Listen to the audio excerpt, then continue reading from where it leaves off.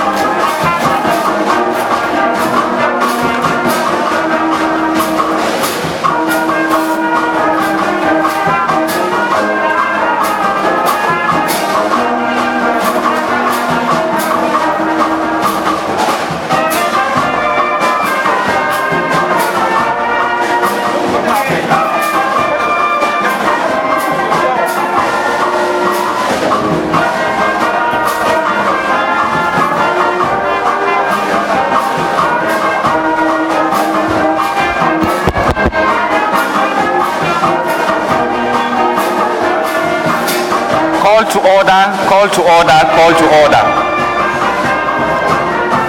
Call to order.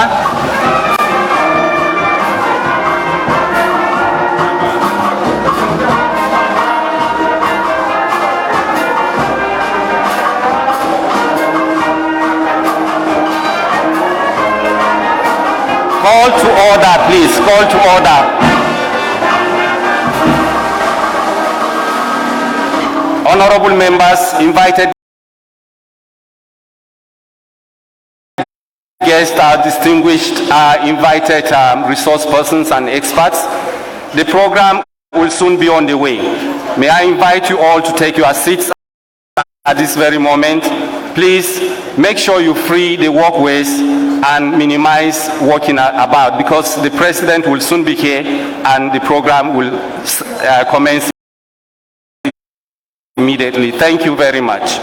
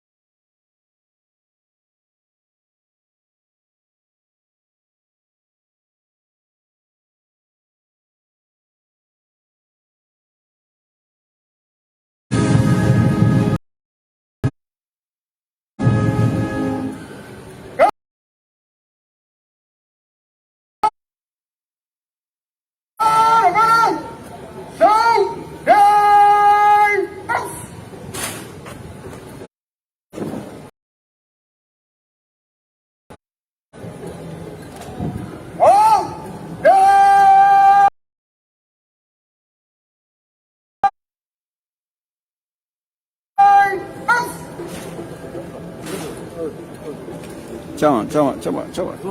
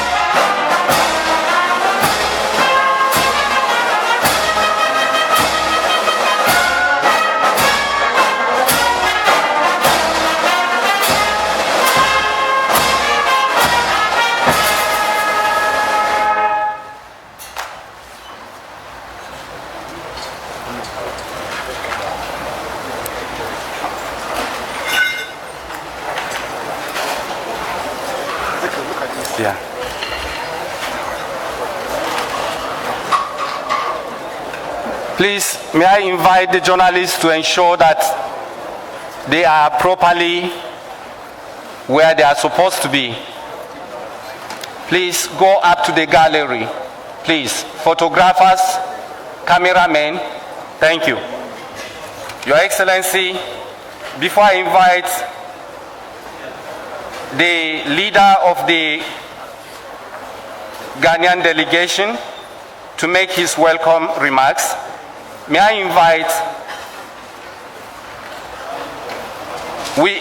invite us all to stand up once again for a minute of silent prayer and or meditation, please. Thank you.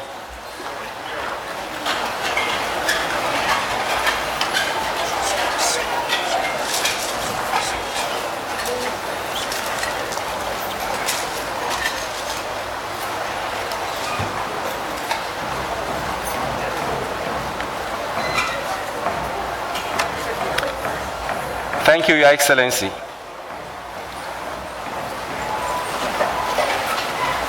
At this juncture, may I also call on all of us to wear our face mask correctly, taking into consideration the protocol on COVID-19. Wear our masks correctly. Thank you. The Honorable Leader of the Ghanaian delegation, Honorable Afenyo Makin, you are please invited, sir.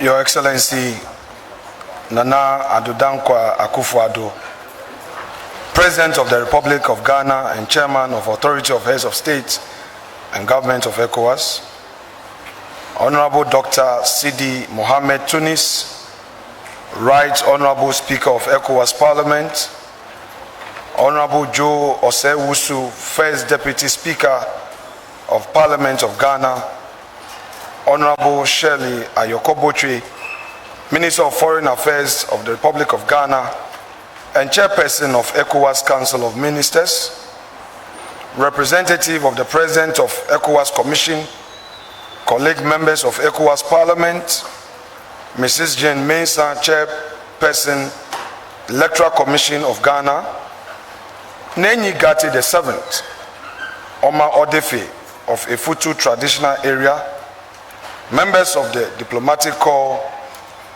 our hard-working Secretary General, directors and staff of Ecowas Parliament, dignitaries here present, ladies and gentlemen.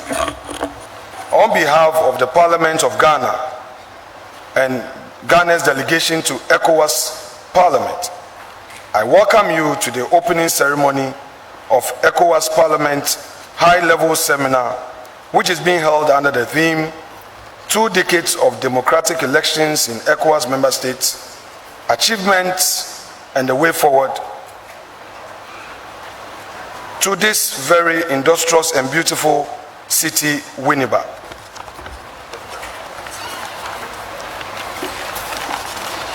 Indeed, I feel such an immeasurable joy and pride to welcome you all back to Winneba, which is the home of some Africa's bravest hunters. This is the second time in 3 months that Effutu has had the rare honor of hosting distinguished West African MPs and other international dignitaries for a crucial meeting of this pedigree in service to our people. I particularly appreciate the support of His Excellency Nana Addo Dankwa Akufo-Addo, President of Ghana. Your Excellency, I want to thank you for being present and a warm welcome to you to the first ECOWAS Parliament High-Level Seminar being held outside a West African capital city. I am also happy to welcome the Speaker of ECOWAS Parliament, Honorable Dr. Sidi Mohamed Tunis, his darling wife, who is also the Minister of Western Region of the Republic of Sierra Leone, Mrs. Nabella Tunis, honorable members of ECOWAS Parliament and staff, as well as invited guests, to the city of Winneba, the capital of the Effutu traditional area, and the capital of Effutu Municipal Assembly in the central region of Ghana. I guess you've all already felt the warmth of this great town and experienced the richness of its hospitality, and I have no doubt that we have made all the necessary preparations to make your economic stagnation. However, it is predominantly evident that the African region has recovered significantly from the menace of the past, and our states are more secure, democratic, prosperous, and progressive. Increasingly, regular elections are being held. Our education and healthcare systems have improved, and the digital technology, especially in Ghana, has thrived. I have outlined above to draw your attention to the fact that all these would not have been possible in the absence of regular democratic elections, civil order, and cohesion in our drive as a community of states and with our partners around the world. Notwithstanding the gains we have made, there still exist challenges we must tackle. Recent developments in Mali and Guinea provide more reasons for a more consolidated effort to protect the strides we have made. That is why the Ecowas Parliament deemed it fit to hold this seminar for the purpose of taking stock of our democratic legacy as a region and propose recommendations on how we can better protect it. Colleague MPs in the sub-region, I know full well that COVID-19 has forced various draconian measures that made international travels more tedious and complicated than they used to be. When added to our never-ending schedules as leaders and politicians, I do not doubt that many of us are beginning to feel the stress of restless and selfless service to our people. Nonetheless, I urge us all to dig deeper into the innermost parts of our respective bodies to find the energy needed to support and make this seminar a fruitful one. Indeed, as we all did in July this year, we must participate in the proceedings fully by listening attentively to our distinguished resource persons and make formidable contributions to discussions. To our knowledgeable resource persons who have agreed to share their knowledge and rich experience with us over the next few days, let me say that we are profoundly grateful for all your past and future contributions to the effort to build a strong regional parliament for the benefit of our people. Before wrapping up these remarks, let me remind us all, and especially our moderators, to strictly abide by our schedule and not to allow any session overrun. This way, we can make good time to network better and venture out to explore, admire, and experience the abundant tourism-related treasures that Winneba, the central region, and Ghana have to offer visitors. I'm talking about rich history, food and culture, our forts and castles, our serene and clean beaches, our green forests, and the beautiful animals that live in them, and above all, our loving and amazing people. I sincerely hope you would enjoy today and the next few days of discussions, debates, networking, and sightseeing. Thank you for making the journey to this great city, Winneba.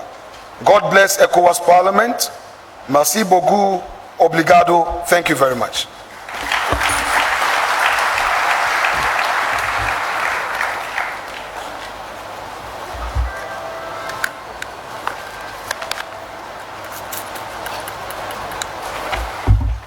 Your Excellency and Chair of Authority of the Ecowas, may I solicit that all remarks be made brief in line with your busy schedule. With this, may I invite the representative of the President of the Ecowas Commission, Mr. Emmanuel E. Okorodudu, to come forward and make his remark.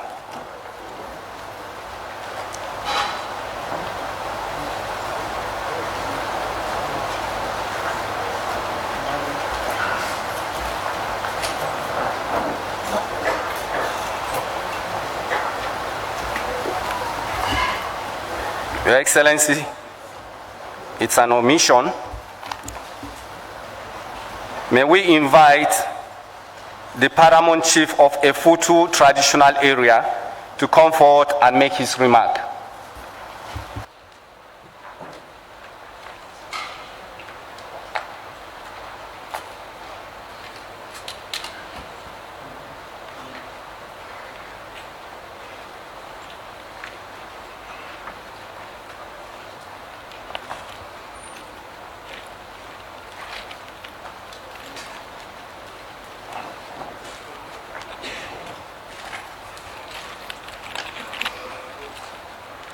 Your Excellency, President Nana Addo Dankwa Akufo-Addo of the Republic of Ghana,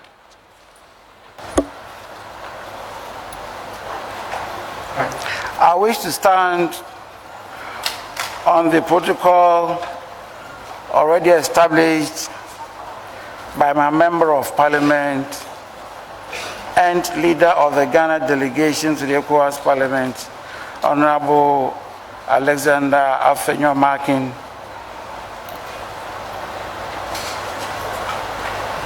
Now, ladies and gentlemen,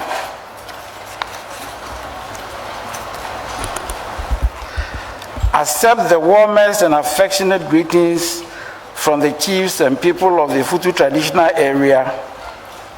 It has been a nice morning, and we believe nature has been kind enough to grant us good health to be gathered here for the opening ceremony of this high-level interactive parliamentary seminar to precede the extraordinary meeting of the Ecowas Parliament. Excellencies, distinguished ladies and gentlemen, I am honored and most grateful to be participating in this very important opening ceremony of this session of the Ecowas Parliament to say what it takes to welcome you to Winneba. It was exciting when in July this year, the delocalized joint committee of this parliament met here to deliberate on political affairs, peace, security, and African peer review mechanism, legal affairs and human rights, telecommunications and information technology. It is heartwarming now that the entire Ecowas Parliament is back in Winneba. Excellencies, within our sub-region and Africa at large, Winneba is no new name because of its historical past, associated with the training of freedom fighters for the independence struggles, spearheaded by our first president, Osajefo Dr. Kwame Nkrumah. He established the Geological Institute here in Winneba, purposely to train cadres for the onslaught with much success. Today, that institute, having been converted into a teacher training college, is now amalgamated into this university. Winneba is comfortably situated on a gentle and beautiful landscape to enjoy nature's ever-soothing windy but not too warm breeze from both the hinterland and the seafront. The early European merchants who first enjoyed this breeze gave this town the accolade, the Windy Bay. And from this town has become known as Winneba. However, historically, this town has been known as Simpam, after Usimpam, who led his people to settle and establish this community. Though predominantly fishermen, their kind-heartedness, tolerance of many adverse situations, and warmth to sojourners, it earned this community the opportunity to host the office of the provincial governor, which brought along it electricity and potable water first within the Gold Coast colony. Winneba became a surf port and served the colony for the export of raw cocoa beans, palm oil, timber, among others, and imports of building materials, among other resources for the colony.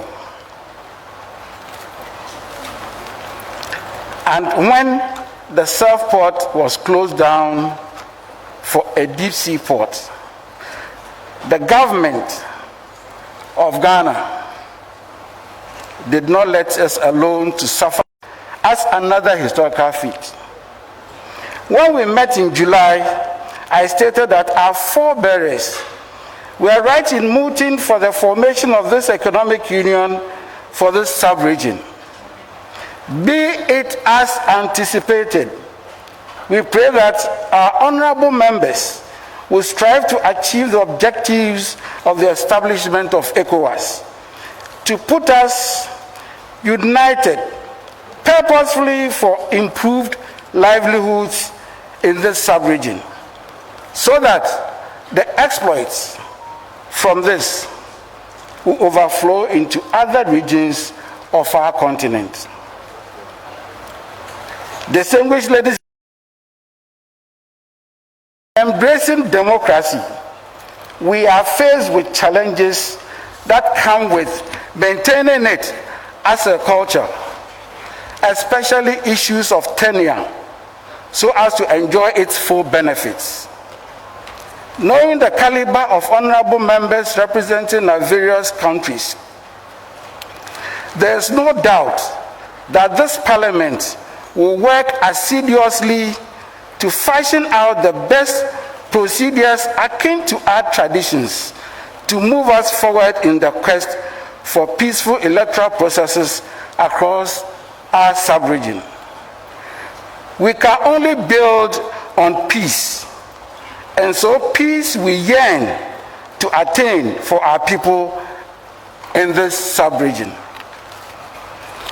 Excellencies, in welcoming you to this soil, I deem it necessary to say that it is an enviable opportunity given me to say that this is a day the people of Winneba will also use to celebrate another great personality whose ancestry has been associated with the development of our land. We dare say that we have gotten here all by ourselves. We are here today having benefited from the legal brains and mentoring in chieftaincy from some family members of our president, His Excellency Nana Addo Dankwa Akufo-Addo. Mr. President, we salute you and appreciate this legacy and pray that you will live by your family commitment to the Effutu state.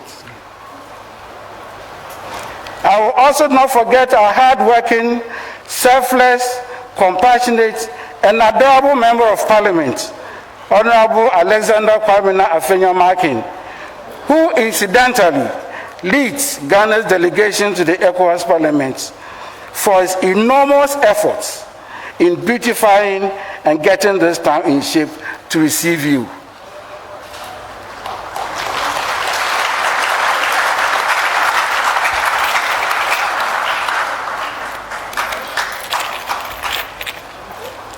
On this note, Excellencies, let me, on behalf of the good people of Winneba and the management of the University of Education Winneba, extend a warm welcome and a pleasant stay in Ghana.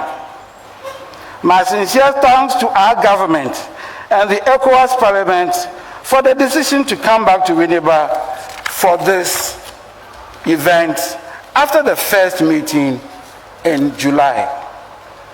We hope to have made our mark, and God willing, our president would allow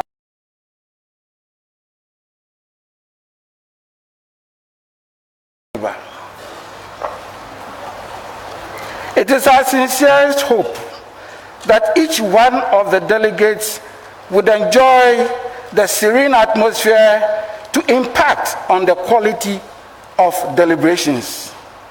I know for sure that the good and affable people of Winneba would enable peace and love to prevail so that on both sides we would all make this a historic and memorable event. Please enjoy the very best of our people, beaches, food, culture, and all. May God richly bless us and the entire population of Winneba. We say, Omenge, Akwaba, welcome, and bienvenue. Thank you.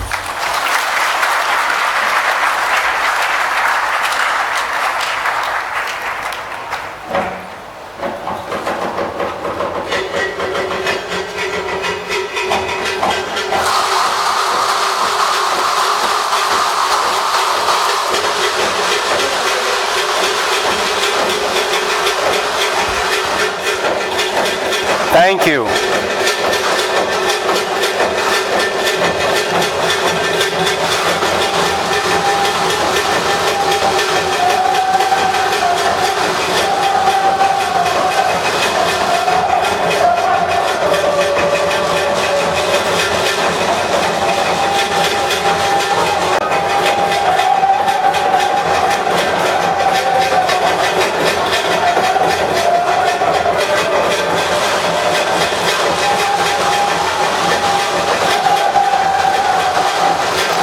Thank you very much. Thank you.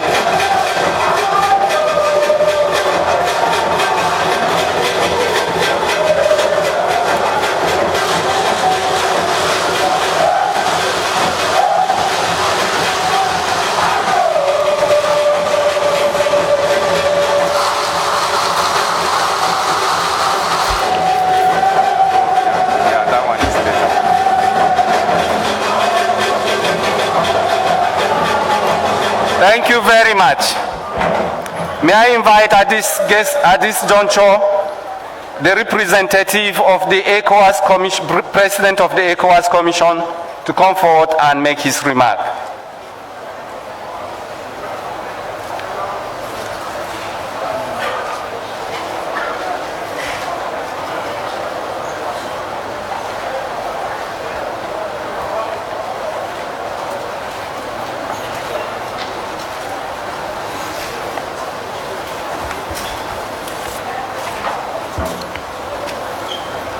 Excellency, the President of the Republic of Ghana, the Chair of Authority of Ecowas Heads of State. While I stand on the existing protocol, let me also acknowledge the presence of the Chair of the Ecowas Council of Ministers and the past President of the Ecowas Commission, Dr. Ibins Chambers. Distinguished ladies and gentlemen, it gives me tremendous pleasure on behalf of the Ecowas President to deliver this solidarity remark. The Ecowas Parliament has been a close collaborator with the Ecowas Commission. And permit me to also express our sincere gratitude to the head of the Ghanaian delegation and members of the Ecowas Parliament for deeming it necessary to invite the Ecowas Parliament to be part of this conference. Excellencies, distinguished ladies and gentlemen, you will agree with us at the Ecowas Commission that the region has witnessed considerable progress in its democratic consolidation efforts over the years, with member states organizing elections regularly in a manner that is credible, transparent, free and fair. This success in promoting good electoral processes has been made possible with the active support of the Ecowas Parliament in its participation with the Ecowas Commission in monitoring and observing elections within the Ecowas member states. Despite our joint benefit of witnessing successes in the progress of electioneering processes in the region, The region in recent times have experienced a noticeable setbacks in the acceptance of the outcomes of election. The contestation of election results has raised a serious concern that has threatened the region's collective gains to consolidate and deepen participatory democracy. Excellencies, distinguished ladies and gentlemen, against the backdrop of the above stated facts, the development in democratic trajectory of the region has left a lot of room to be desired in terms of how the values and principles of participatory democracy, and election in particular, can be managed to address the albatross of the current retrogression which elections have been experiencing in the region. Elections in the past 2 decades in the region have been made to be a routine exercise, which, as some political actors have alluded to, have been captured by the political elites. Notable academic scholars and public analyst experts across the region have concluded that political elites have used instrumentalization of state capture to negate what true outcomes of electioneering process ought to be by their act of manipulation of the outcomes of elections. Excellencies, distinguished ladies and gentlemen, the Commission has been taking steps to evaluate these observations and concerns as they relate to elections in the region. Just last month in Benin Republic, the Commission brought together all its seasoned election observation monitors experts to x-ray this issue and other concerns as to how the Ecowas Commission can better bring value and integrity to the electioneering process in the region. It is important for us to note here the key areas the Commission believes that a lot of focus should be centered on. Notably, these following areas are key: issues of stagnation in the growth of electioneering process and systems, concerns in the effectiveness of election monitoring and observation, the risk of partisan media coverage of electioneering process, capture of the civic space and civil society organization. Lastly, the capture of state security and promotion of election violence. Excellencies, distinguished ladies and gentlemen, in spite of these negative attributes highlighted above, the Ecowas Commission is very positive that a conference such as this, being organized by the Ecowas Parliament, will bring a lot of concrete outcomes that will jumpstart a new era in the region's development in participatory democratic values and principles. To evaluate a new direction, therefore, the Commission counts on the Parliament to use this conference as a starting point for drawing up a normative system that will both enhance and deepen participatory democracy in our member states. Excellencies, distinguished ladies and gentlemen, as a roundup, let me state that we believe that the Ecowas Parliament, in exercising its role of strengthening integration principles of the community, we use this conference outcome to stimulate our member state legislators in their constitutional responsibility of enacting and reviewing laws relating to participatory democracy and electioneering process in particular.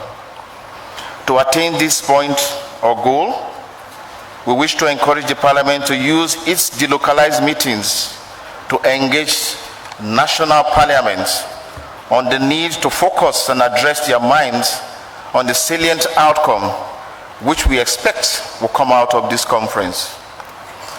Excellencies, distinguished ladies and gentlemen, in conclusion, while expressing the Commission's appreciation to the Ecowas Parliament for giving the Commission the opportunity to be part of this conference, I wish on behalf of the Ecowas President, His Excellency Jean-Claude Cassibrou, to mention that one of the key outcomes we look forward to emerging from this conference would be that a new milieu are established as a guide to member state parliament and our regional parliament to contribute to the promotion and expansion of the framework and mechanism for elections and participatory governance in the region.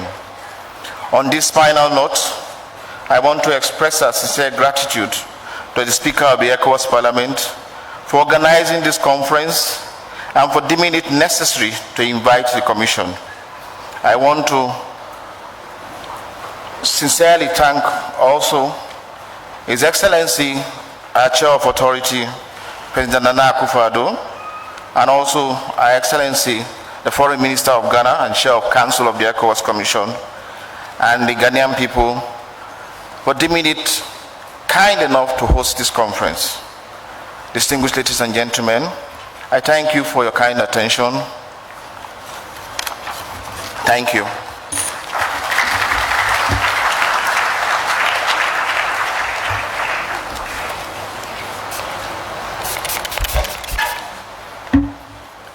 Your Excellencies, may I have the honor to invite the Chairperson,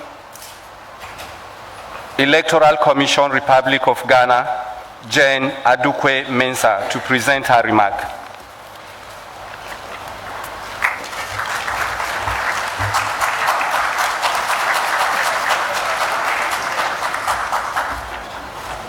His Excellency Nana Akufo-Addo, President of the Republic of Ghana and the current chair of the ECOWAS Authority of Heads of States and Government, Your Excellencies, distinguished ladies and gentlemen, all protocols observed.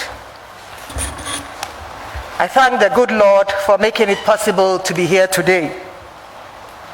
Indeed, it is an honor to address a house of this stature at a sitting so important to the future of democratic elections in our nations and across the sub-region.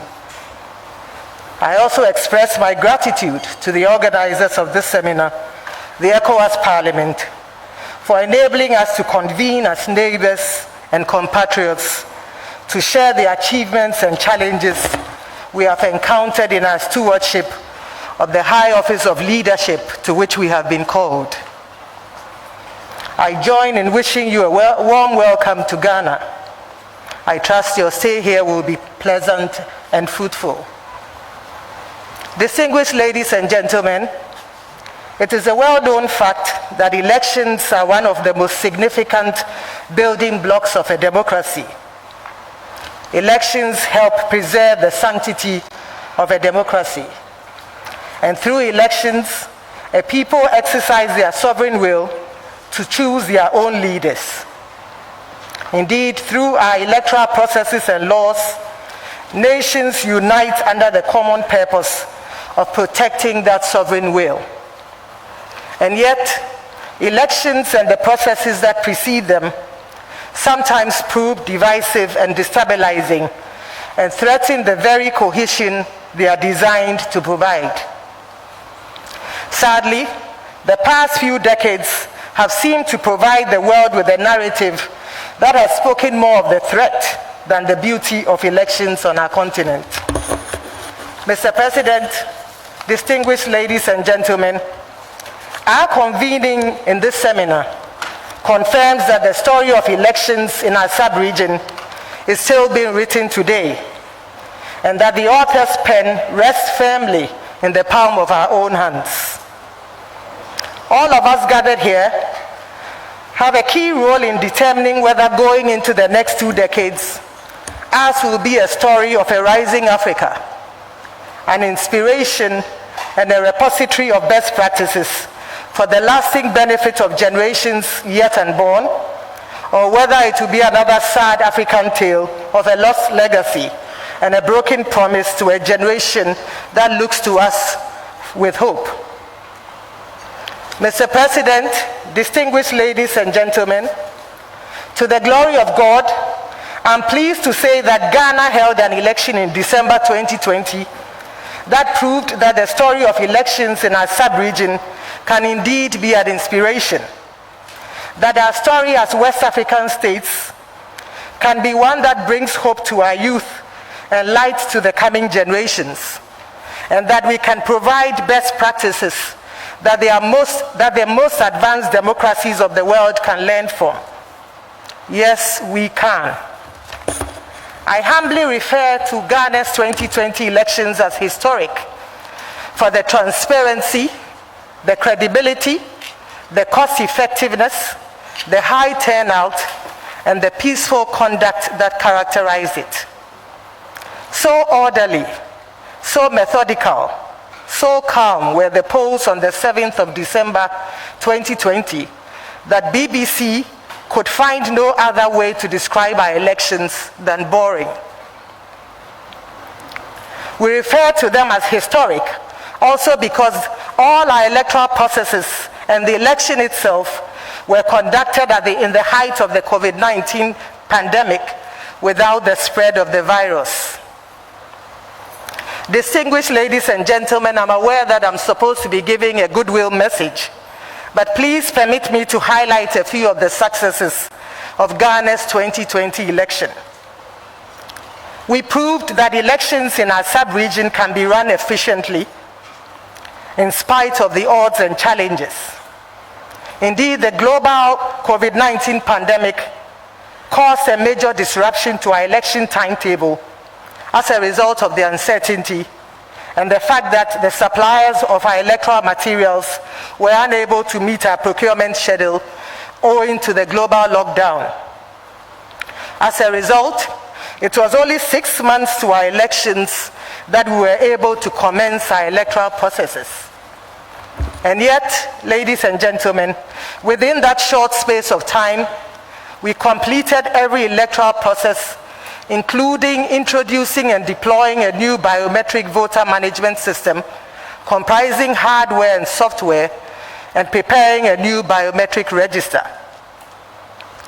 This and other electoral processes were undertaken within a space of 6 months, from the 30th of June when we started the registration exercise to the 9th of December when we declared the presidential results. In spite of the fears and projection of a low turnout as a result of the COVID-19 virus, we compiled an entirely new biometric voters register in 38 days only, successfully registering over 17 million eligible Ghanaians in that short time and exceeding our initial target of 15 million registrants. And this time, we captured facial features in addition to fingerprints, providing two means of biometric verification, that is the face and the fingerprints. This enabled us to significantly reduce the avenues for voters to be manually verified on election day. By bringing voter registration centers to the doorsteps of citizens, we ensured that every eligible person who wished to register was able to do so. The efficiency of our coverage in the voter registration exercise has been attested to by the recently released population census figures that place Ghana's population at 30.8 million. The 17,027,000 voters on our register represents 55.2% of the population of Ghana, a percentage that meets international standards for registration of voters. The efficiency of our electoral process did not end with the voters register. On election day, we reduced the time it took a voter to vote from 10 to 12 minutes per voter to 3 to 5 minutes, thanks to the robust and efficient biometric verification devices deployed. Indeed, social media was agog with positive stories of voters, each person testifying about their positive experience. We innovated groundbreaking, orderly and swift polling processes. And so for the first time in our history, there were no long queues, no frustrated crowds, and no disgruntled voters.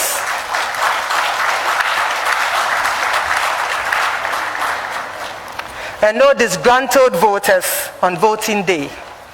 So orderly and swift was our polling process that by 1 p.m., 70% of our polling stations had completed voting long before the end of polls at 5 p.m. We achieved this through a simple system of reducing the number of voters per polling stations and increasing the number of polling stations nationwide. I'm happy to note that we recorded a voter turnout of 79% compared to 67% in 2016. We proved that electoral processes in West Africa can be transparent. All our electoral activities were conducted in the full glare of the public. During the registration exercise, for example, we ensured that citizens received daily updates on the number of voters registered nationwide. As such, by the end of the registration exercise, the ordinary citizen could calculate with near accuracy the total number of registered voters, drilling down to details such as the number of male, female voters, the number of youth voters, the number of first-time voters, and the number of persons with disabilities, among other indicators. Again, in the months leading to the election, we firmly established a culture of transparency, engaging the public and the media in twice-weekly encounters, which we termed Let the Citizen Know. On this platform, we provided citizens with information on ongoing activities and answered their questions and concerns. This process helped open up our processes and demystify our work. Again, through this platform, we provided swift responses and facts to counter fake news, thereby substantially reducing the tensions and fears that usually arise from fake news. Still in pursuit of transparency, on voting day, we introduced a new layer of scrutiny of the electoral process by introducing the regional level collation of results. The regional collation centers enabled party agents to further scrutinize, affirm, and collate results from constituencies within their regions before submission to the National Collation Center. This further deepened the transparency of our elections and reduced the tension and suspicion that foment during long waits for constituency-level results. In the past, we waited for 275 constituency-level results. This time, the results from the constituencies were sent to the regions and collated at the regional level under the scrutiny of the party agents. And so we received 16 regional results instead of 275 collation results.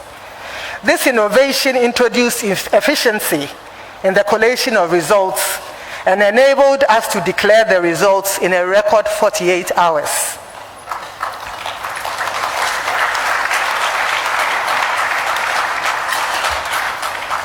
We proved that elections in our sub-region can be cost-effective, and that with strict financial and procurement protocols, elections on our sub-region can be largely self-financed.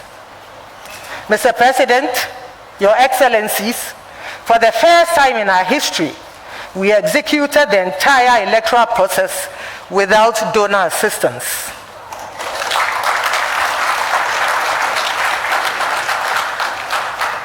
Indeed, our elections of 2020 were solely financed by the government of Ghana.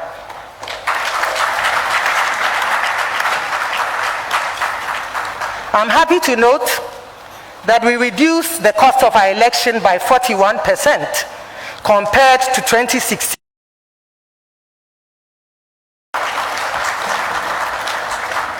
Notwithstanding inflation and price hikes, and the fact that we incurred additional costs owing to the COVID-19 protocols we deployed throughout the election. We cut the cost per voter from $13 per head in 2016 to $7.70 per head at a time when the cost of elections is rising world over. Through this reduction in cost, we saved our government a formidable sum of $90 million.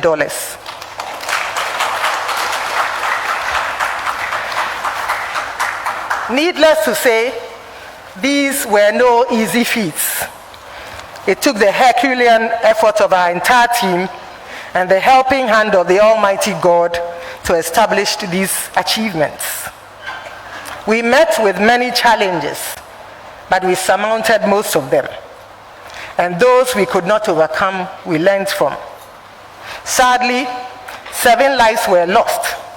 And though this does not occur at our polling stations, nor arise as a result of misconduct on our part, 1 life lost is 1 too many. We are confident that our security agencies will share their findings and recommendations for future learning. Distinguished ladies and gentlemen, the story of Ghana's successful election in 2020 is yours too. For the story of one of us is indeed the story of all of us. My wish for us as we prepare to share and learn from our collective journey of conducting democratic elections is that we will arrive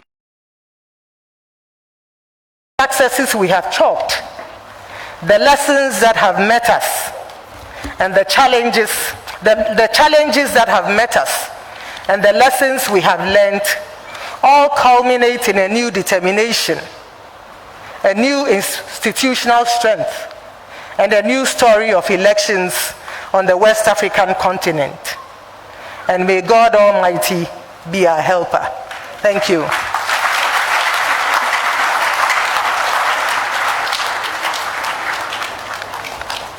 Thank you, Your Excellencies. May I invite the Honorable Minister for Foreign Affairs, Honorable Shirley Ayoko Bochwe, and also Chair of the Ecowas Council of Ministers, a one-time, vibrant, and very efficient member of the Ecowas Parliament, to present her remark.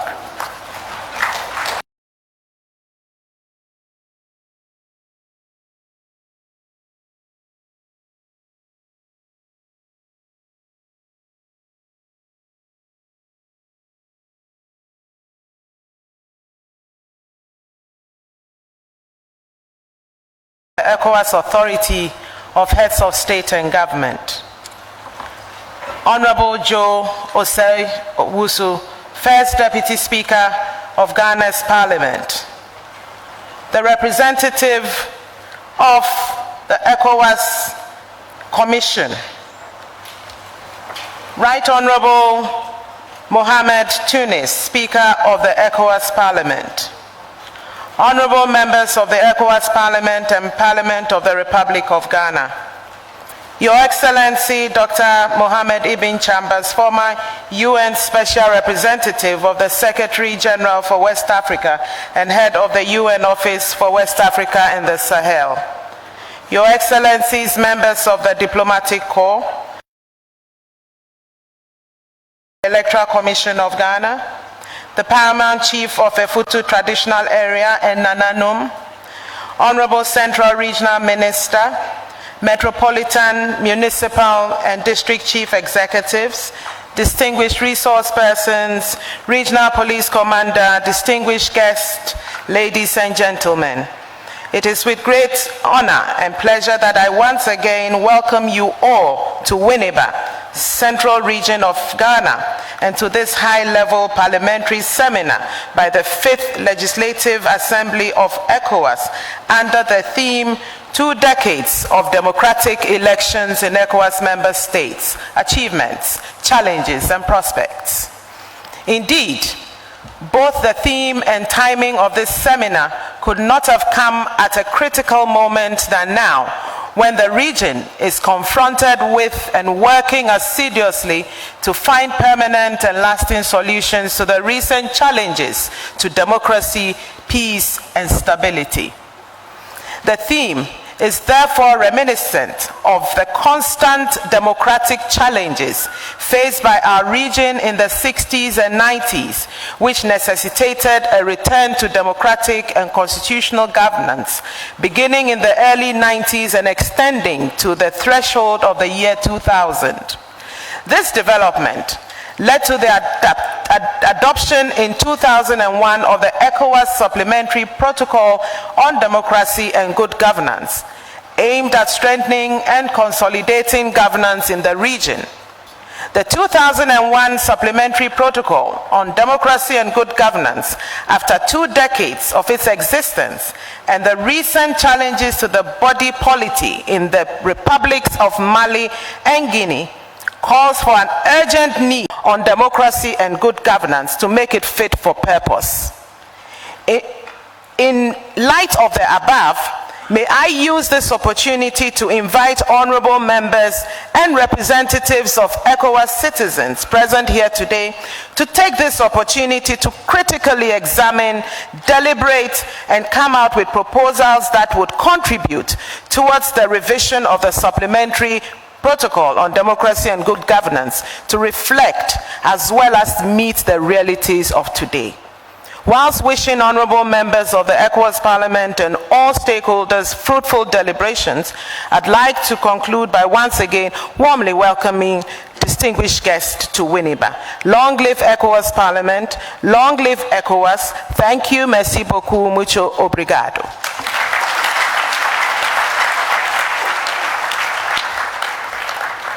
Thank you, Honorable Minister. May I invite quickly His Excellency the Right Honorable Speaker of the Ecowas Parliament, His Excellency Dr. Tunis Sidi Mohamed, to come forward and make his speech.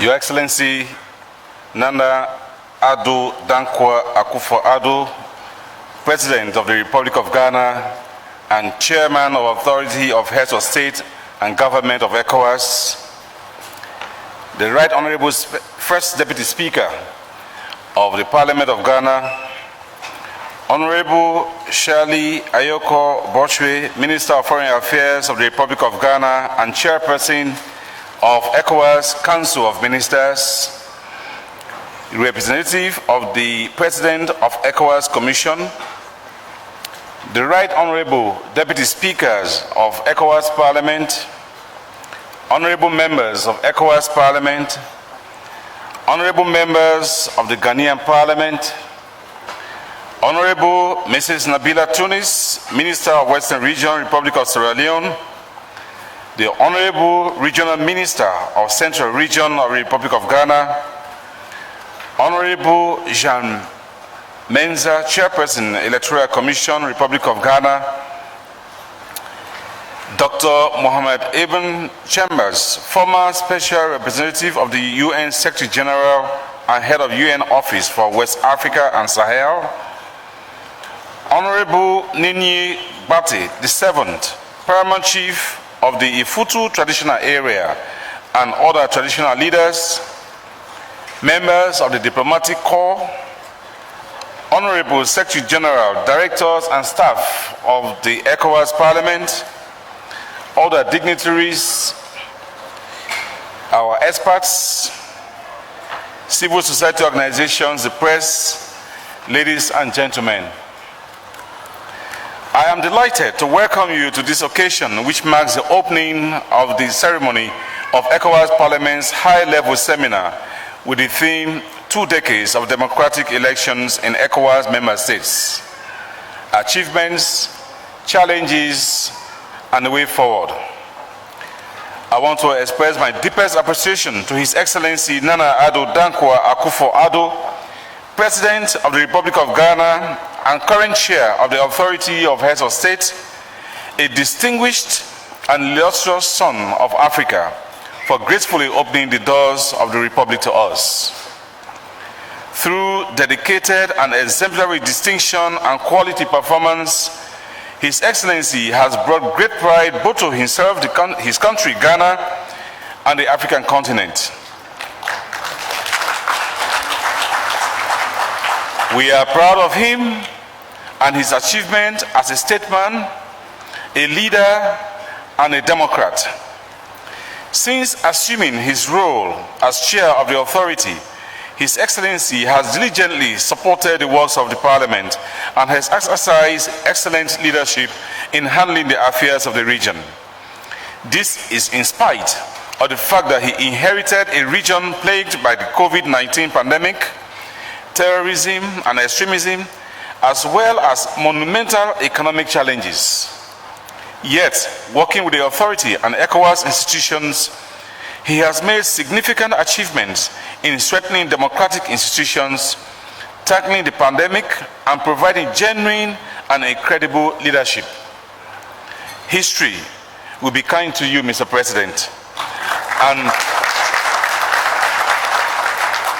the Ecowas Parliament will remember you long after your service to our community has ended. I also wish to use this medium to sincerely thank the Speaker of the Parliament of Ghana, Right Honorable Alban Kingsford Sumana Bakin, and the entire membership of the Ghanaian Parliament for accepting to host us once again. We are still basking in the euphoria of the remarkable warmth extended to us a few weeks ago when we held our joint delocalized committee meeting here in Winneba. Little wonder we decided to come back here for the 2021 second parliamentary seminar and extraordinary session. In the same vein, I thank the traditional rulers and the people of this historic town for the hospitable disposition towards us.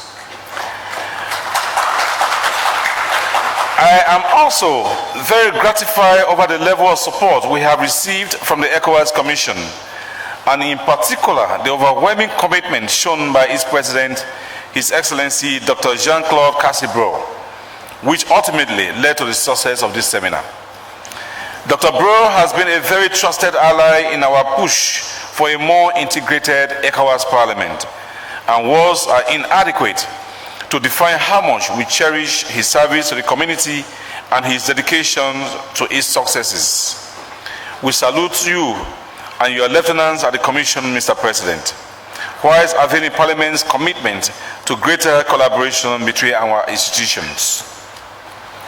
In addition to my reference to the Ecowas Commission, I also seize this moment to thank authorities at the Ecowas Bank for Development and Investment, EBID, for the generous contribution made towards the funding of the seminar. We were thrilled by your support, which brought much relief to us, and we thank you. I wish to recall that approximately 3 months ago, we were here in Winneba. We held one among the series of joint committee meetings for the current year. In addition to the love, acceptance, and care we enjoyed, we took away cherished moments from our interactions with the city's traditional leadership. This is why we are glad to return in full to integrate more and enjoy our enviable African traditions and culture. It therefore gives me pleasure to thank Chief Nini Bate VII, Paramount Chief of the Effutu traditional area and traditional ruler of Winneba, the council members and the people of Winneba for once again hosting us. Your Excellencies, ladies and gentlemen, the theme for the seminar was a carefully crafted one. You will agree with me that considering the upheavals in the political terrain of some countries in the South region, there is no better time than now to properly examine the issues surrounding electoral practices within the sub-region. After several decades of practicing a democratic system that is based on elections and multi-party systems, the question of how much progress is made in terms of democracy remains, given the political and institutional instability in many countries of the sub-region. Though ECOWAS is increasingly working to enhance the electoral processes in member states through various forms of assistance and electoral observation missions, particularly during presidential elections, we understand that the need for a sustainable approach is there, and that is the reason for our gathering here today. In recent times, some ECOWAS member states are witnessing political instability.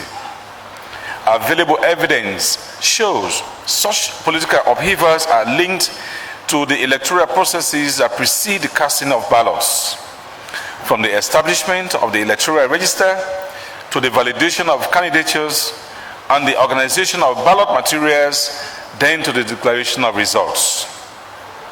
These electoral crises and violence, which represent the major part of the crisis still rocking the sub-region, seemingly interrogate the ability of member states to conduct elections that are likely to guarantee stability and good governance in a community.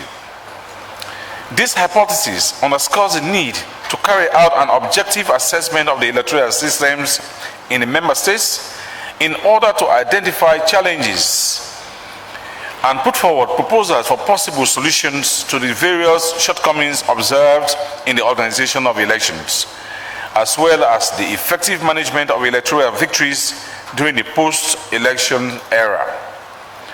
Your Excellencies, ladies and gentlemen, you may recall that ECOWAS member states adopted fundamental laws enshrining multi-party democracy and electoral codes, laying down modalities for organizing democratic elections and giving the people the possibility of freely choosing those who lead them at different levels of governance.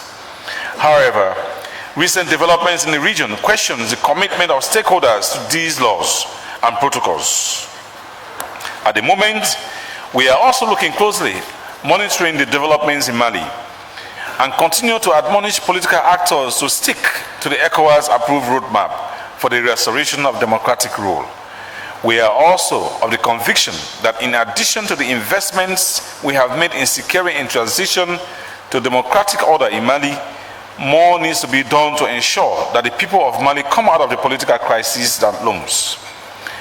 As a community parliament that uncompromisingly upholds the tenets of democracy, we condemn the military takeover in the Republic of Guinea, which ultimately led to the dissolution of the National Assembly, and firmly supports the position taken by the ECOWAS Authority of Heads of State and Government at its extraordinary session held in Accra on 8 September 2021. We are joining other stakeholders to call for the immediate restoration of democratic order and parliamentary activities in that country. I would also like to take this opportunity to acknowledge and commend the preponderant roles played by the heads of state and other stakeholders who have been involved in negotiating a swift return to the constitutional rule in Guinea.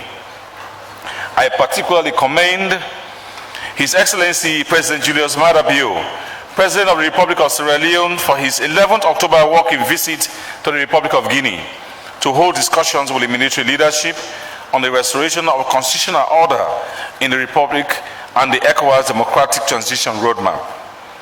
I enjoin His Excellency and all relevant individuals and institutions to continue more of such engagements with authorities in Guinea until democratic rule is restored. Your Excellencies, ladies and gentlemen, while we condemn the coup in the Republic of Guinea, it is very important that we give serious attention to the new phenomenon of amending the constitution of a state before an election or before the expiration of the tenure of an incumbent president. Amending a constitution to conform to the current realities is not itself a problem. However, when the proposed amendments to the constitution protect the governing elite at the expense of citizens, or will undermine the very nature of constitutional democracy, thereby granting the incumbent undue advantage to extend his mandate, then we have a problem. The truth is, this practice is eroding the gains we have made as a community, sinking the region into more chaos, and creating a serious reputational risk for ECOWAS as an institution. If we do not take firm and very decisive actions against this ugly trend, ECOWAS will not only be perceived as a body of failed states, but will indeed fail. We could also name the hijacking of electoral processes, voters' fraud, and disenfranchisement, attack on free speech and the press as vices that attack a country's electoral system and take away from the core of democracy. Considering the effect these have caused us and the toll they continue to have on the region, it has become necessary that we go beyond statements that merely condemns these actions and consider imposing harsher penalties on would-be perpetrators. In the light of the above, it is expected that this seminar will help in the appraisal of not only our electoral system in member states, but will identify challenges and put forward proposals for possible solutions to the various shortcomings observed in the organization of elections and other threats to democracy in the region. Furthermore, it will also identify the deficiencies as well as good practices for conducting elections in member states within the context of existing laws, legal, institutional, and material frameworks.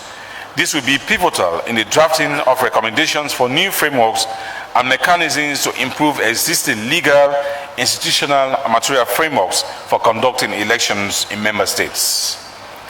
Your Excellencies, ladies and gentlemen, talking about elections, permit me to reiterate that one of the cardinal objectives of the current legislature under our leadership is the election of members into the Ecowas Parliament by direct universal suffrage. Despite restrictions and difficulties associated with executing normal activities occasioned by the COVID-19 pandemic, the Parliament was able to kickstart the process last year. Article 18 of the Supplementary Act provides that representatives shall be elected by direct universal suffrage by the citizens of member states.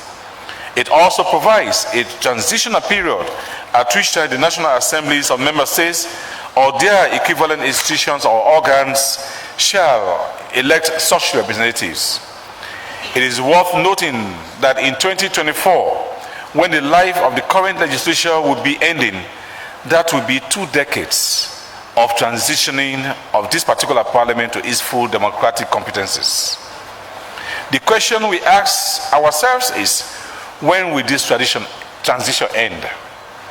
As Speaker, I am committed towards making the direct election of members to the Ecowas Parliament one of the most enduring democratic legacies of this legislature. With that, and premised upon the genuine commitments we have been receiving, we intend initiating more engagements aimed at soliciting overwhelming support for this cause. As a result of our firm commitments to this cause, we have had the greatest honor to appoint His Excellency Mahamadou Issoufou, former President of the Republic of Niger and former Chair of the Ecowas Authority of Heads of State, as the Chief Advocate for the roadmap to direct elections of members of the Ecowas Parliament. Furthermore, we have also appointed His Excellency Dr. Mohamed Ibn Chambers, former President of the Ecowas Commission, former Secretary General ACP, and former Special Representative of the Secretary General and Head of the United Nations Office for West Africa, as Assistant Chief Advocate. I am happy to observe that His Excellency President Issoufou has had a successful political career. He was at the time member of Niger Parliament, where he rose to become the Speaker.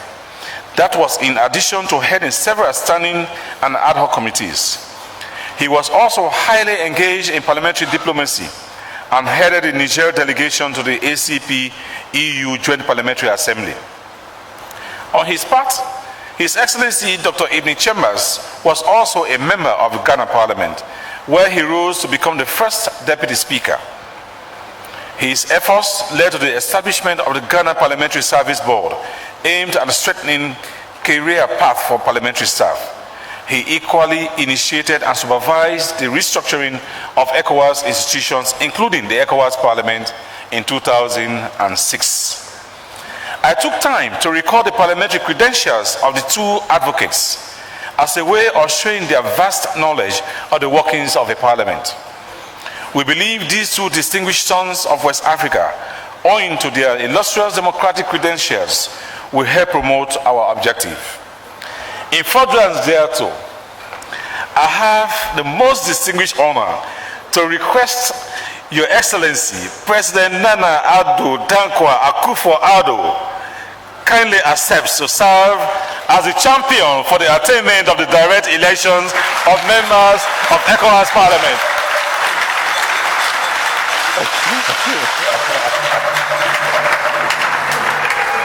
This request is predicated upon the firm support we have been receiving from Your Excellency, and we sincerely anticipate that you will again graciously honor our request.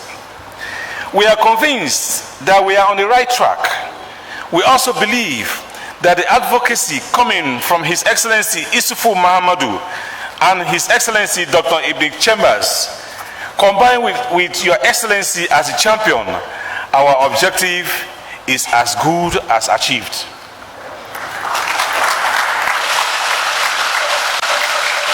Your Excellencies, ladies and gentlemen, back to the seminar. My sincere anticipation is that at the end of this seminar, members of Parliament and all participants will have a better understanding of the dynamics of the electoral processes and laws that impact on the democratic practices in the Ecowas region. In the same vein, the seminar will ensure that they have greater appreciation of the practices that are enhancing and deepening participatory democracy and elections. This will set the seal on recommendation for policy frameworks and corrective efforts based on the best practices for future adaptation for elections and participatory democracy. Let me conclude my remarks with a reminder that the weight of the expectations of the people we serve rests on our shoulders. One of the major ways we can protect the interests of the people is by ensuring that the policies and frameworks that emanate from our decision-making process are people-centered. As leaders, we must ensure that the will of the people is not subverted. The choice they make during elections is sacrosanct and must be treated as such. In the light of the aforementioned, I am confident that this seminar will help put us in a better perspective to serve our people, so that in the long run we will have a community that we are all proud of. Long live Ecowas Parliament. Long live Ecowas. Thank you. Merci. Obrigado.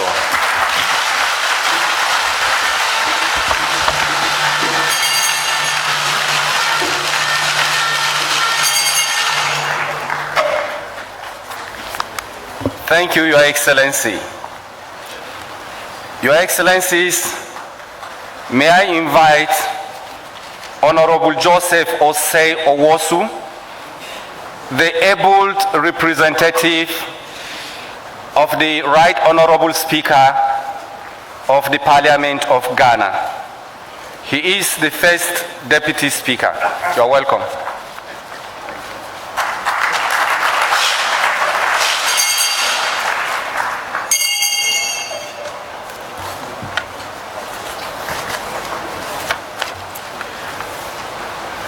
Your Excellency Nana Addo Dankwa Akufo-Addo, President of the Republic of Ghana and Chairman of the Authority of Heads of State and Government of the Ecowas, Right Honorable Dr. Sidi Mohamed Tunis, Speaker of the Ecowas Parliament, Honorable Shelley Ayokobochi, Minister for Foreign Affairs and Chairman of the Council of Ministers, Honorable Mrs. Justina Marigold Assan, Central Regional Minister, Nenyi Gata VII, Omar Odefe, President of the Effutu Traditional Area, members of the Ecowas Parliament, representative of the President of the Ecowas Commission,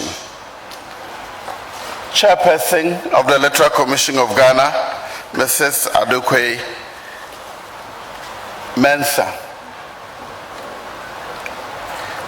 staff of Ecowas Parliament, distinguished invited guests, friends of the media, ladies and gentlemen, I am delighted by the opportunity to address you, parliamentarians from the Ecowas member states, of this auspicious occasion, the opening of a high-level parliamentary seminar on the theme, 2 decades of democratic elections in Ecowas member states, achievements, challenges, and the way forward.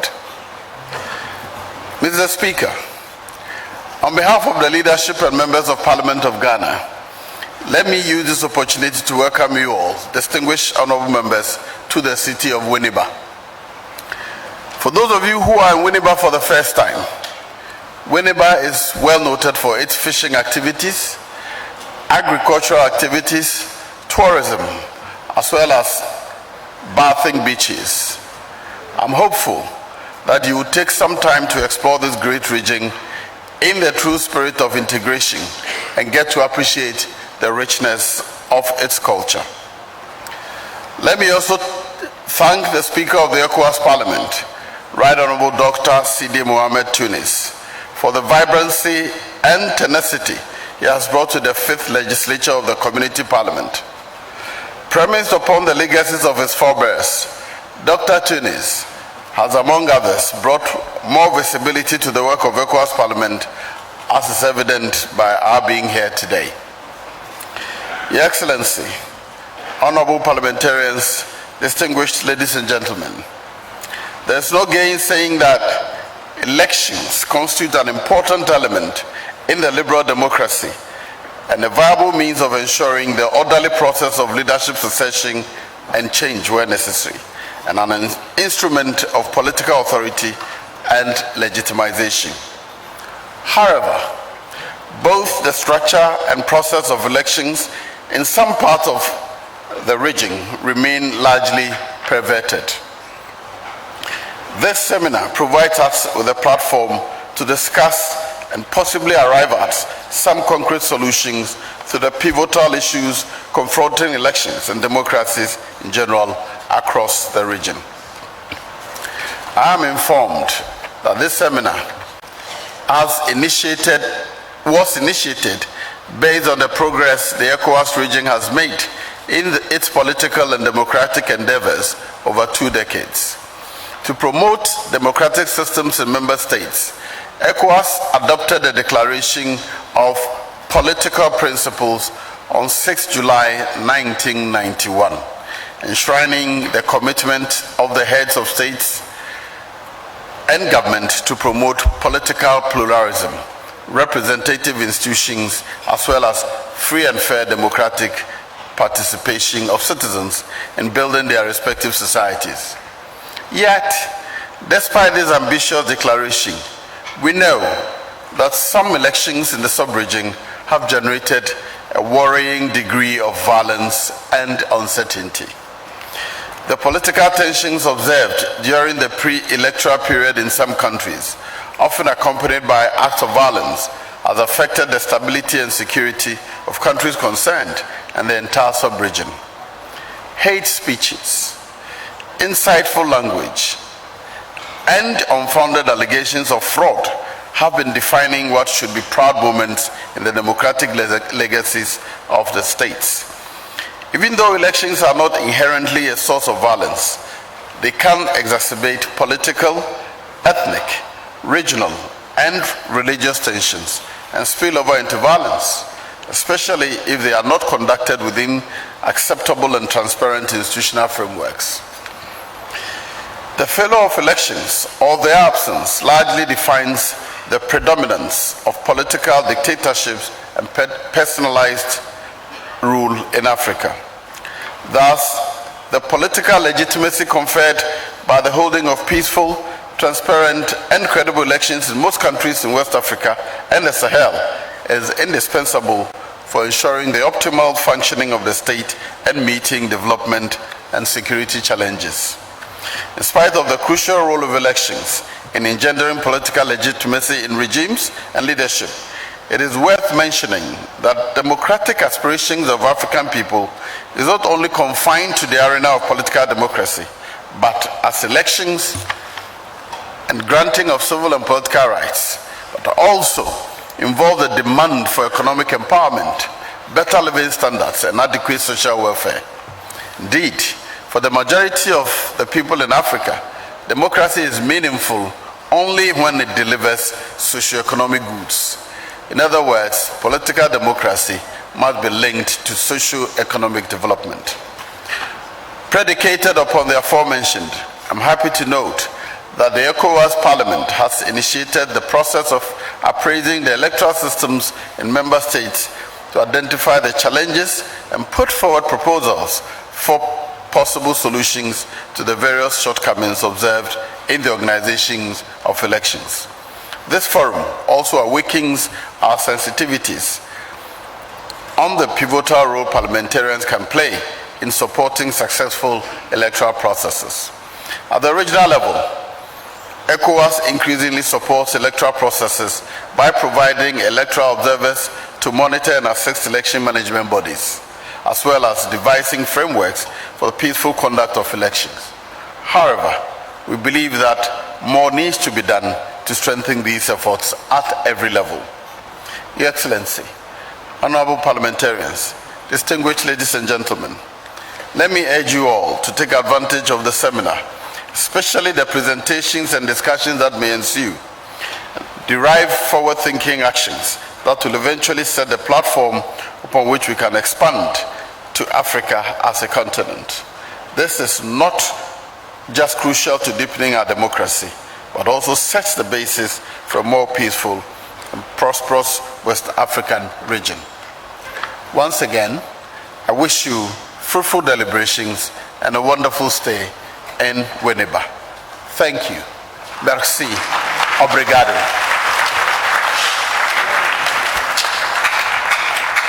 Your Excellencies, in order to prepare us for the speech, the grand speech for the day, and to entertain us, may I invite the police band of Ghana to give us a very short musical interlude. This will prepare us and to make way for the speech of the President and Chair of Authority. Thank you.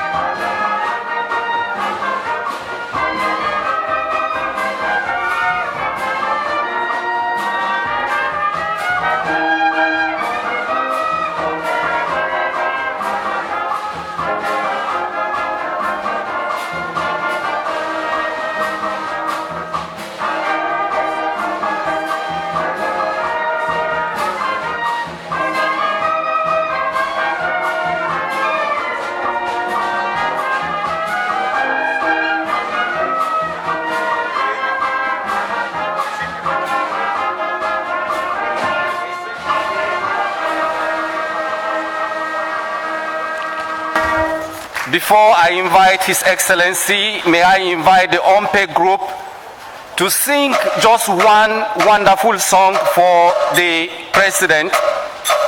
It is titled Benya.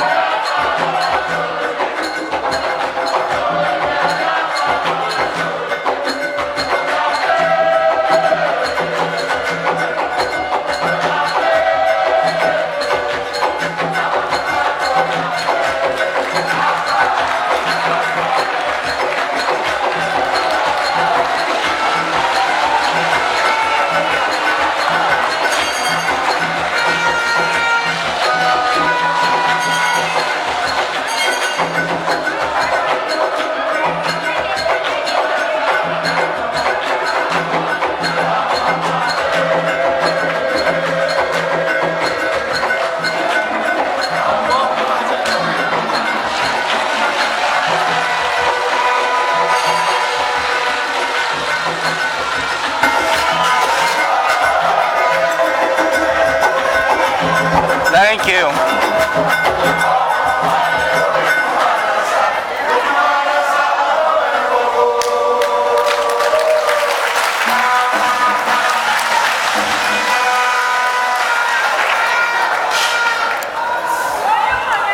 Thank you, thank you, thank you, thank you, thank you.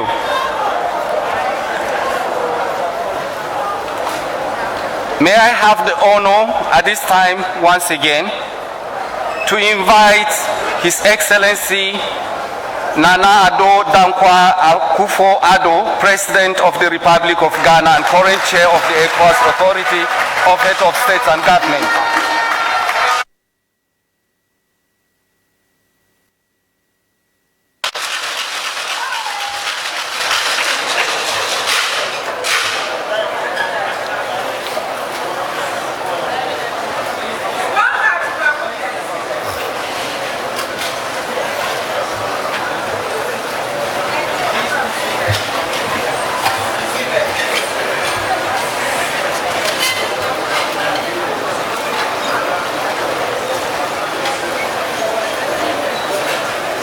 Asa wotun for me dem ase papa me mo ase.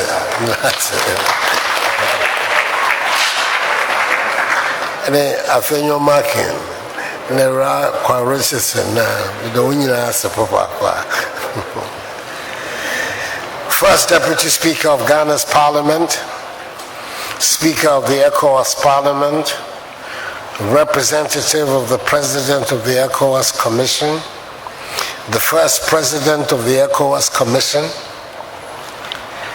Chairperson of the Ecowas Council of Ministers, and Ghana's Minister for Foreign Affairs and Regional Integration, members of the Ecowas Parliament, Central Regional Minister, Chairperson of Ghana's Electoral Commission, Member of Parliament for Effutu constituency, and head of Ghana's delegation to the Ecowas Parliament, the Mahini of Effutu traditional area, Nyenyi Ngate VII, and other traditional rulers, members of the diplomatic corps, fellow West Africans, ladies and gentlemen. Ghana is grateful for her choice as host for the high-level regional parliamentary seminar of ECOWAS. And I thank the Right Honorable Speaker of the ECOWAS Parliament, Dr. Sidiye Mohamed Tunis, for this honor. We are further delighted that Winneba, one of the historic coastal cities of our nation, is a specific venue for the conduct of these proceedings. Your decision to come back to Simpa, as we call Winneba, barely 3 months after holding your delocalized parliamentary committees meetings here, is ample evidence that you enjoyed your stay here. To those of you coming from beyond our shores, especially the members of the ECOWAS Parliament, I extend a hearty akwaba, our word of welcome. Enjoy your stay amongst the people famed for their hospitality. I must at the outset congratulate you, Right Honorable Speaker, for all the efforts you have made since taking office to give greater visibility to the work of the ECOWAS Parliament in the quest to advance regional integration. I applaud the Parliament for the theme of this seminar, the relevance of which is evident in the light of recent happenings in the ECOWAS community, especially in Guinea and Mali. By choosing to address this topic at this time, ECOWAS's Parliament has demonstrated vision, courage, and the spirit to search for solutions aimed at consolidating the democratic growth of the region and help realize the dreams and aspirations of the peoples of the community for a democratic future. Ladies and gentlemen, elections, to use the much-worked phrase, free and fair elections, remain the bedrock of any genuine democracy. And the running of credible elections poses a big challenge to many democracies, including ours in West Africa. In reality, elections the world over are moments of considerable tension, uncertainty, and anxiety for all. In most regions, such uncertainties usually disappear once election results are declared and the citizenry move on with their lives. In several cases in West Africa, unfortunately, the contrary is oftentimes the case. Recent events in Mali and Guinea have undermined democratic governance in our region. ECOWAS, whose authority I have the honor to be the current chair, is unreservedly committed to maintaining democratic governance in the ECOWAS community. That is why both Guinea and Mali, foundation members of the community, have been suspended from ECOWAS pending the restoration of democratic rule.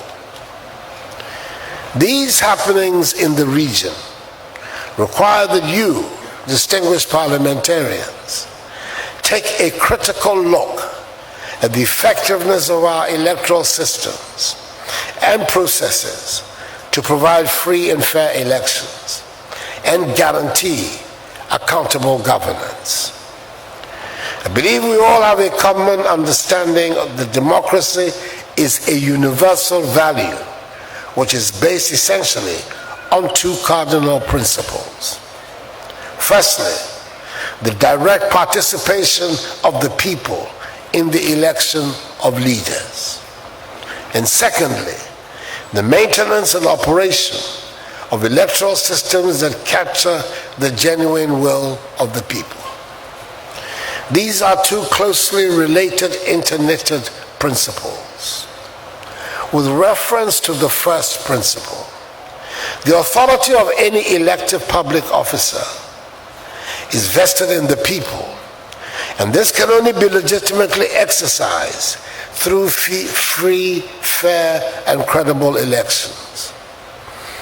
That is why, having dedicated nearly half a century of my life fighting for the entrenchment of democratic values in Ghana's body politic, the accession to power by any other means other than the ballot box remains for me wholly unacceptable, no matter the ostensible justification.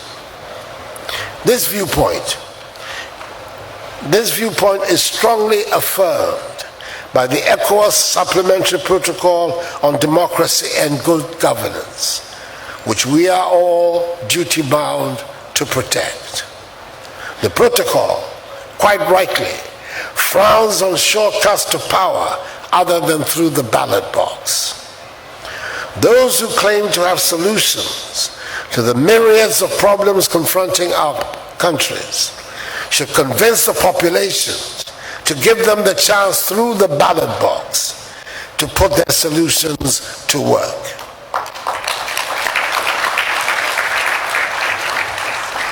Saber-rattling and unorthodox routes to power, as we know from history, do not necessarily produce durable solutions.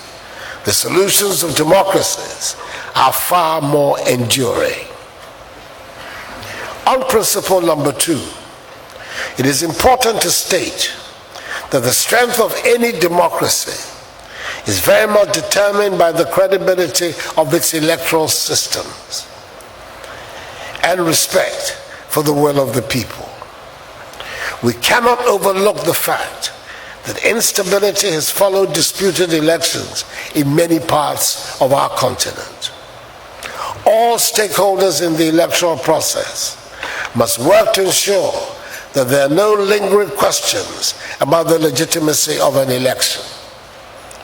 There will always be winners and losers in an election. That is the system of governance we in West Africa subscribe to. It is painful enough to lose an election. I can testify to that. But the pain should not come with the suspicion of having been cheated. The winner should be warmly congratulated and support extended to enable our many problems to be tackled. The winner will then have the peace of mind for the serious business of governance. In the last 20 years, the world has come to acknowledge that elections in the Ecowas community have been largely free, fair, and credible. Their outcomes have generally been well acclaimed and accepted. It is vital we maintain this reputation and do not allow any manipulation of the electoral systems to achieve, quote, favorable outcomes, unquote. The perversion of the sanctity of the ballot box carries with it the subversion of good governance. Good governance should and must imperatively exclude political maneuvers to maintain power beyond constitutional requirements. Let us all be aware that beyond that, the marriage between the elected and the electorate becomes forced. the environment becomes toxic and the mandate becomes precarious. It is for this reason that the Ecowas Authority of Heads of State and Government, under my chairmanship at its last extraordinary summit on 16 September 2021 in Accra, on the Guinean and Malian situations, authorized the Ecowas Commission to take steps towards an urgent review of the Ecowas Protocol on Democracy and Good Governance to take account of contemporary developments. And I associate myself with the call to you, the members of Parliament, to contribute to this process of review. I welcome this decision and hope that the review will be swift and pointed. Right Honourable Speaker, honourable members of Parliament, I'm aware that the initial protocol establishing the community, Parliament, gave it consultative and advisory roles. In 2006, following the restructuring of all ECOWAS institutions, the heads of state and government of ECOWAS, that is the authority, in a supplementary protocol on Parliament, decided that the powers of the Parliament shall be progressively enhanced from advisory to co-decision making and subsequently to a law-making role. It requested the Parliament to conduct the necessary studies into the enhancement of its powers and the elections of members by direct universal adult suffrage. In 2016, by a supplementary act, the powers of Parliament were enhanced to include the involvement of Parliament in the community budget process and the exercise of oversight responsibilities over programs of community institutions, amongst others. The framework of the current institutional reforms intended to build strong community institutions to drive the ECOWAS Agenda 2050, a restructuring of the Parliament to give it the right of initiating legislative process has become imperative. This, I believe, Right Honourable Speaker, will give Parliament democratic legitimacy to assist in deepened democracy and good governance at the regional level, whilst complementing the consolidation of the efforts of the ECOWAS Commission in building a regional union for ECOWAS to become truly an ECOWAS of peoples. To this end, I want to reiterate further my earlier support for the call to elect members of the ECOWAS Parliament by universal adult suffrage.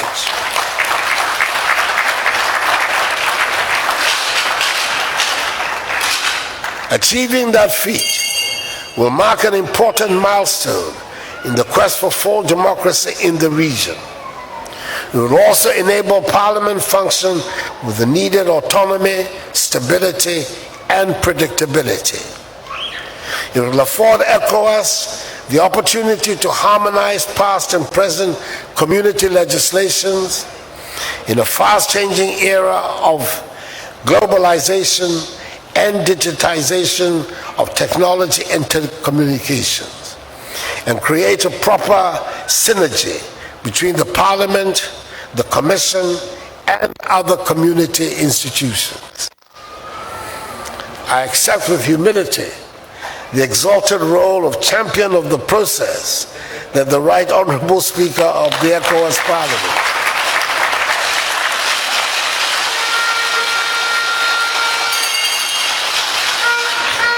has bestowed on me during this opening ceremony.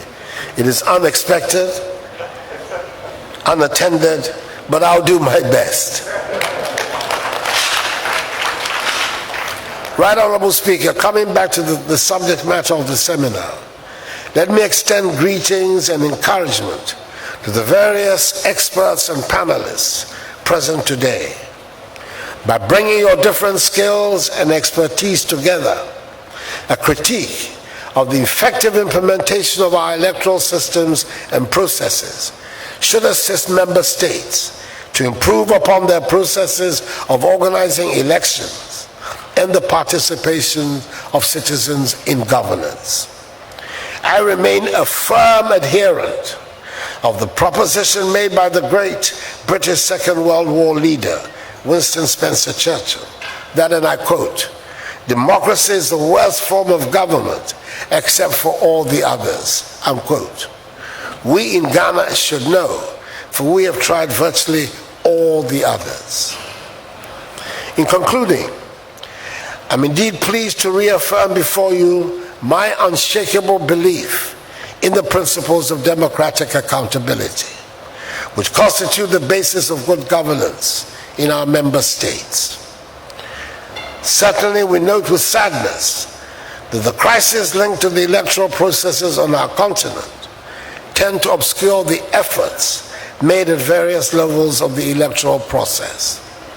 It therefore remains the duty of community institutions, through constant interactions with all stakeholders, to ring alarm bells whenever they feel things are going towards the wrong direction. We must not forget that even with 2 decades of democratic elections in our member states, we still remain works in progress as democracies. I'm convinced that we will continue to improve on our electoral systems and processes. Out of duty towards our children and grandchildren, we must not give up when it comes to guaranteeing the integrity of the electoral process and consolidating peace through the establishment of accurate electoral registers, the due validation of candidatures, the material organizations of the ballots, and the proclamations of authentic results.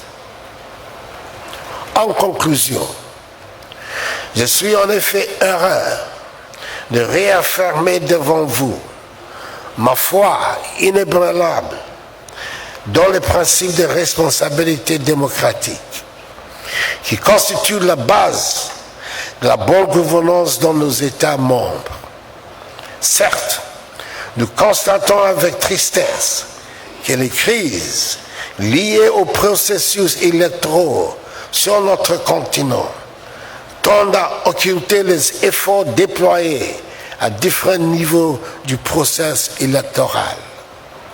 Il demeure donc le devoir des institutions communautaires, par des interactions constantes avec tous les intervenants, de tirer la sonnette d'alarme chaque fois qu'elles sentent que les choses vont dans la mauvaise direction.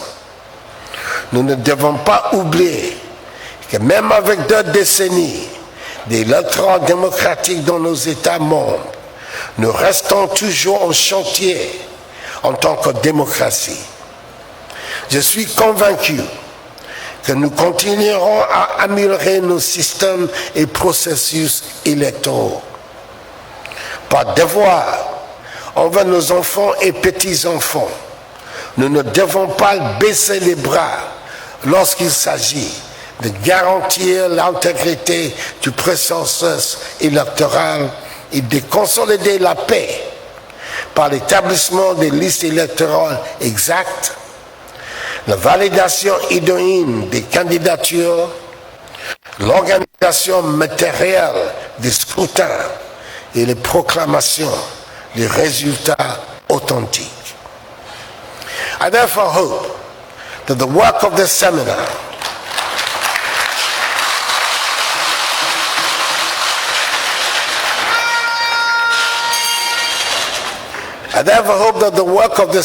through relevant analysis will lead to concrete proposals to enable us meet the challenge of organizing credible elections that are a source of peace and strength for social cohesion in our countries.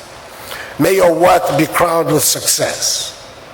Accordingly, I declare the high-level parliamentary seminar on 2 decades of democratic elections in Ecowas member states, achievements, challenges, and prospects, duly open.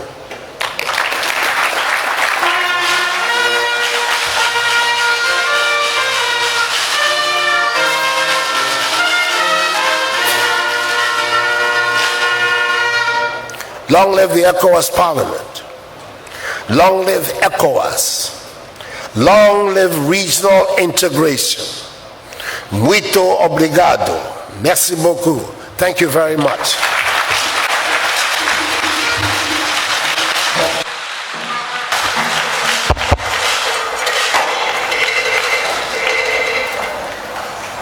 Please be seated.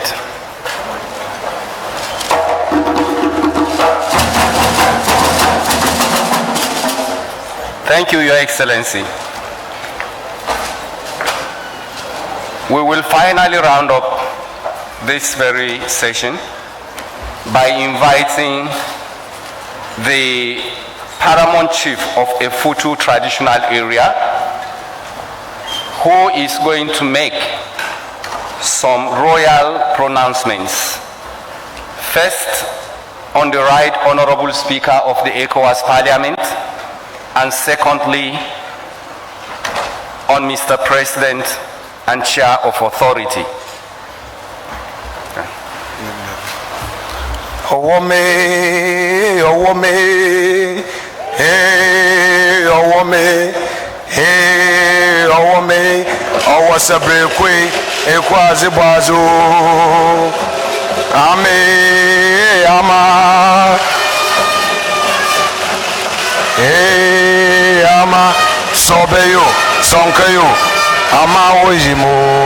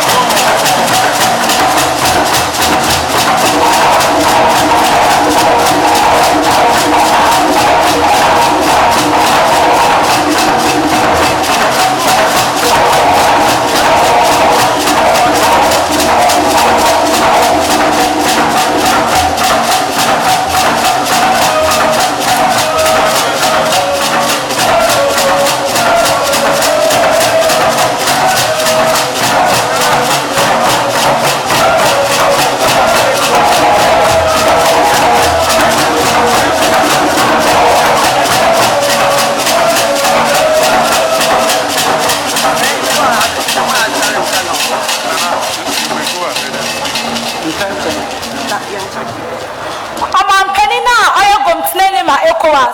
I am not saying a man thing. Nana at the Danka Akufuado. And I'm a Matanasi. And I shall be grateful. Then I know my him for Nahayama. I'm careful as a fumba. Mahosat Naso, not just one Jama Henwa. Mesin is the AC Abakoma. Majina ha. Mababa Simpa and Brana. One minute Yaba or Arensim. Simpa or the Bicase.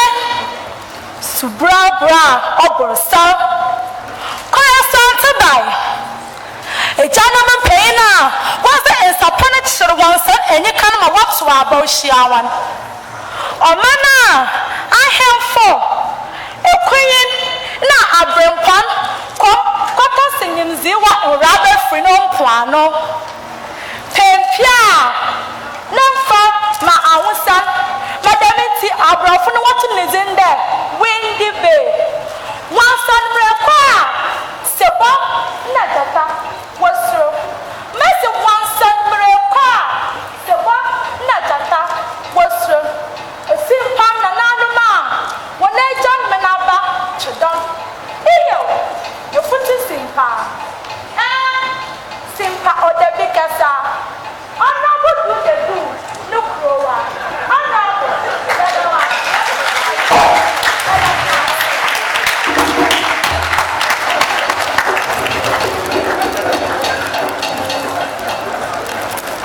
Excellencies, in my welcome address, I stated that the entire Effutu state was excited with the second coming of Ecowas Parliament to Winneba.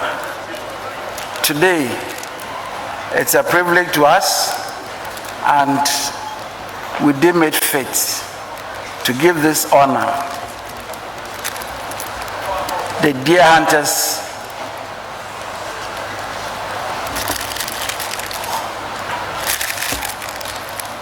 companion to our right honorable speaker of the Ecowas Parliament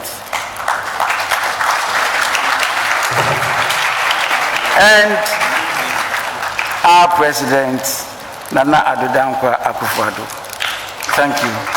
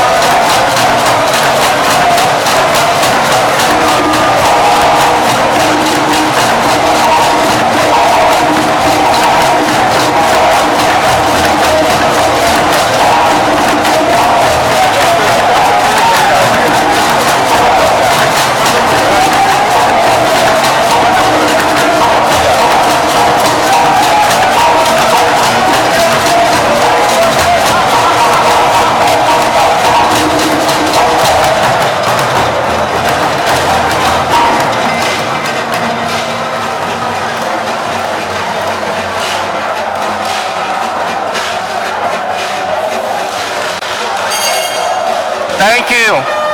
Thank you. Thank you.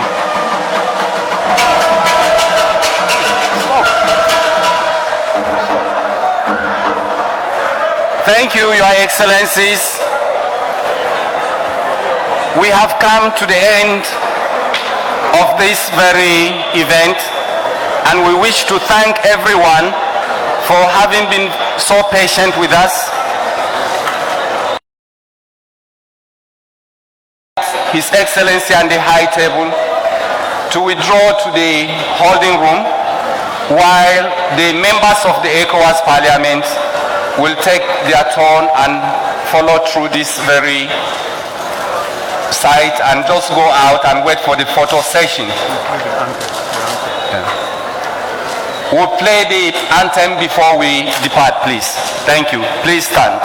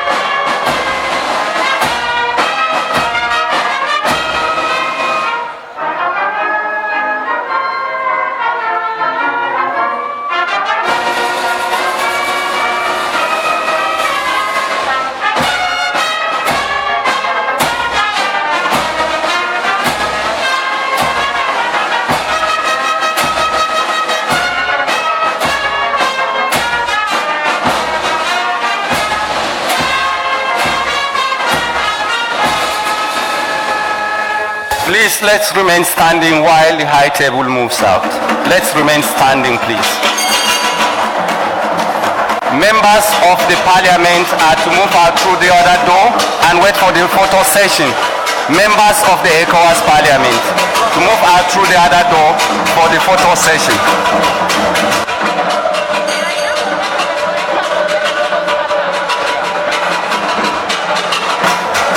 We are not coming back here. Members will enter their buses from there and then we move.